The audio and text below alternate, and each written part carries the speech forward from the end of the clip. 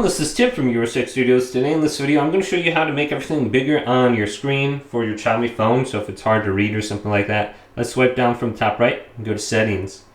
Now we want to go to display and brightness under here.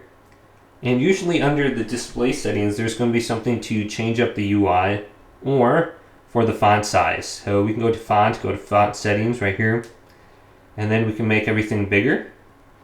And you can also change the font under here. So let's apply it here and then go back and see if the font is bigger. So the font is going to switch over. So this seems like the largest it will go. Let's go to the home screen and just look at this. And the icons and everything look about the same on here, but the words are a little bit bigger.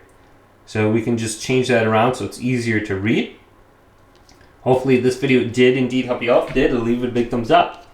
And subscribe to my channel down below for more tech videos coming up next on YourSixStudios.